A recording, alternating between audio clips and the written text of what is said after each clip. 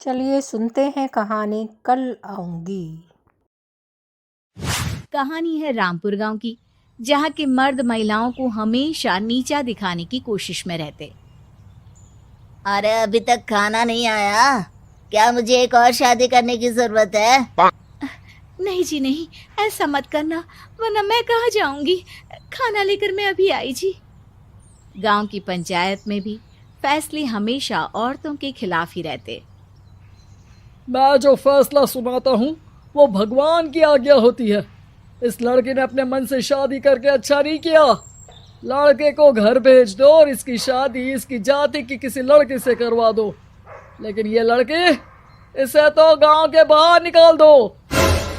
नहीं नहीं जमींदार साहब, ये क्या बोल रहे हैं? ऐसा नहीं हो सकता। मेरी बेटी मासूम है, इसे अच्छे बुरे की समझ नहीं है।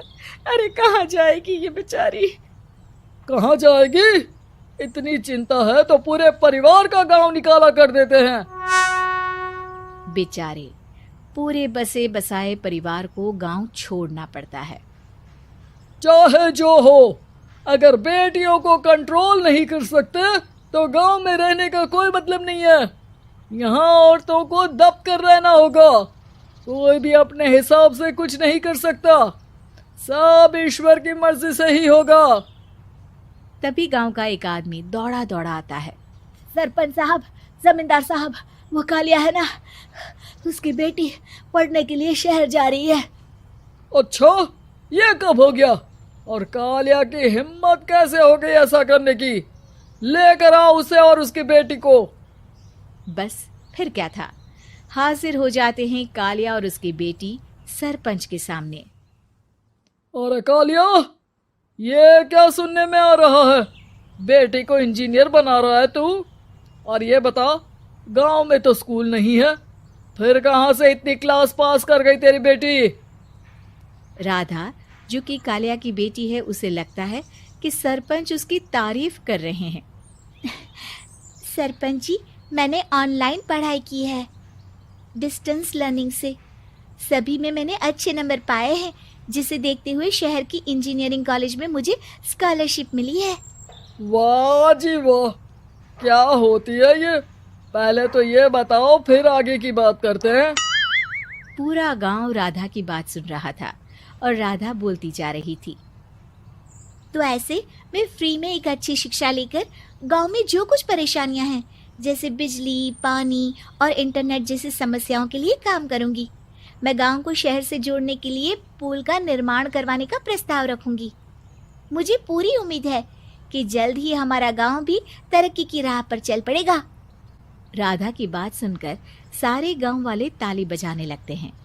सरपंच को समझ नहीं आता कि वो क्या करे। चुप रह नादान लड़की, गांव के खिलाफ जाने के लिए तुझे गांव से बेदखल कर दिया जाएगा, वो भी पूरे परिवार के साथ। और हाँ, अगर ठीक से गांव में रहना चाहती है तो ये पढ़ाई लिखाई छोड़ दे। हम तेरे लिए गांव का कोई होनहार लड़का देखेंगे। तभी गांव का एक आदमी बोल पड़ता है। अरे नहीं नहीं सरपंच जी, राधा बिटिया जो बता रही है, अगर वैसा हो जाए तो हम लोगों को पैसा कमाने के लिए बाहर नहीं जाना पड़ेगा। हाँ जी, और ना ही कोसों दूर पानी के लिए भटकना पड़ेगा। हमारे बच्चे भी अच्छी पढ़ाई कर सकेंगे और आगे बढ़ेंगे, ना कि हमारी तरह खेती करते बैठेंगे। क्यों गांव वालों, राधा बिटिया का साथ देना चाहिए ना। सरपंच देखता है कि गांव राधा के साथ है तो वो चुप हो जाता है। वो घर आकर अपने सलाहकार से बात करता है, जो बहुत ही चालाक किस्म का इंसान होता है। अरे सरपंच साहब, आपको बहुत ही होशियारी से काम लेना पड़ेगा। एक बार गांव तरक्की कर गया, यहाँ के बालक पढ़ लिए तो कोई ना पूछेगा आपको। और फिर ये जो बेटा और बेटी है ना आपके, इनको भी आम लोगों की तरह ही जीवन जीना होगा। हाँ, लेकिन करे तो क्या करे? वो ना आप मुझ पर छोड़ दीजिए, बस मैं जैसा बोलूं करते जाइए।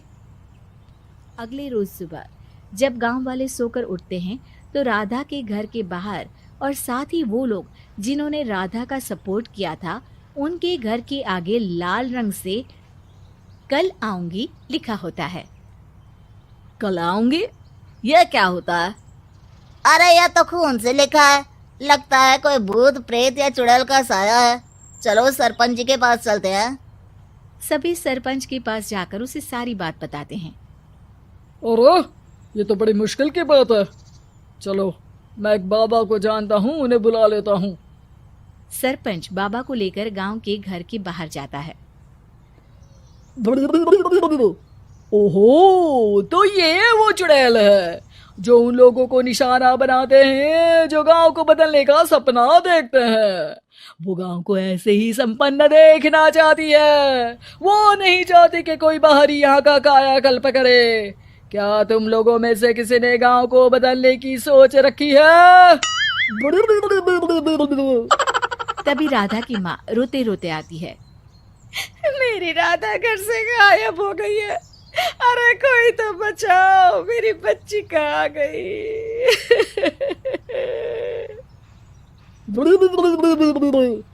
ले गई वो चुड़ैल, तेरी बच्ची को ले गई। अब वो उसे श्रापित करके छोड़ेगी, उस पर चुड़ैल का साया हो जाएगा। तभी बुरी सी हालत में राधा भी वहां आ जाती है। उसके बाल चुड़ैल की तरह फैले होते हैं और कपड़ों में खून लगा होता है। सभी राधा को देखकर डर जाते हैं। माँ, पता नहीं मुझे कौन उठा कर ले गया था। अरे दूर दूर हो जा चुड़ैल, अब हम लोग इस गांव में नहीं रुकेंगे। अरे कैसे बातें कर रहे हैं आप? कल तो आप मेरे भरोसे गांव का हुलिया बदलने, अपने बच्चों को पढ़ाने और तरक्की उन्नति की बात कर रहे थे, तो आज क्या हो गया आपको? ये फिर तुम लोगों को बहकाएगी। ये चुड़ैल गांव में आ चुकी है, ऐसे ही ये तुम्हारे घर के बच्चों को भी ले जाएगी। गांव वाले राधा को गांव से बाहर निकाल देते हैं। उसके माँ बाप रोते रहते हैं लेकिन गांव वाले नहीं मानते। मैं भी अपनी बहन के साथ गांव के बाहर रहूंगा, लेकिन वो पढ़ाई नहीं छोड़ेगी। वहीं सरपंच के घर पर सलाहकार कहता है।